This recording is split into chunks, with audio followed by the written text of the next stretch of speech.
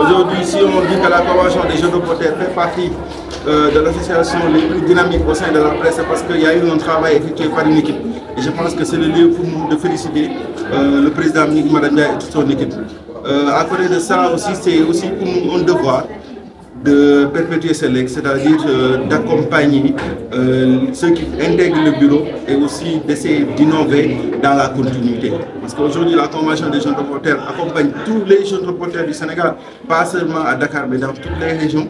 Et je pense qu'aujourd'hui, notre credo, c'est la formation dans la continuité, mais aussi c'est l'amélioration des conditions de travail et de vie des jeunes reporters. Et à ce niveau, je pense qu'il y a beaucoup de choses à faire et à améliorer, mais aussi l'aspect syndical avec qui le SYNPICS est en train de faire. Et je pense qu'à ce niveau, nous serons aussi à la côté. Par rapport aux défis qui nous attendent, déjà s'il y a la formation, parce que le problème de la spécialisation se pose. Aujourd'hui, il y a beaucoup de journalistes qui ne sont pas spécialisés, il y a beaucoup de journalistes qui ne sont pas au fait des nouvelles technologies, notamment l'intelligence artificielle. Les fake news demeurent une problématique actuelle et je pense qu'à ce niveau, nous allons les accompagner par rapport aussi aux problématiques économiques, sanitaires, sécuritaires. Il y a beaucoup de choses à faire pour accompagner les jeunes reporters à se former, à renforcer leurs capacités aussi. Et je pense que aussi de notre aspect, il y a l'aspect de l'habitat, parce que les jeunes reporters aussi souvent sont laissés à eux-mêmes par rapport aux cotisations.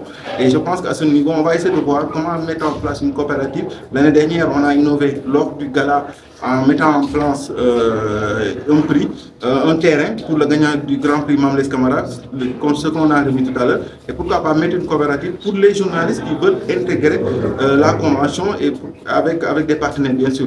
L'autre aspect aussi, c'est l'aspect couverture médicale. Souvent, les journalistes doivent se sentir privilégiés dans ce pays. C'est-à-dire que c'est des gens qui se lèvent le matin, en fait, c'est des soldats au service du public. Donc c'est des gens qui doivent se sentir un certain privilège pour eux. C'est-à-dire que même quand ils prennent le bus, quand ils rentrent le soir, quand ils doivent acheter quelque chose, ils doivent sentir que moi je suis privilégié parce que j'exerce un métier. Et ça c'est très important, que ce soit sur le plan de la santé, pourquoi pas instaurer une carte sanitaire pour les journalistes.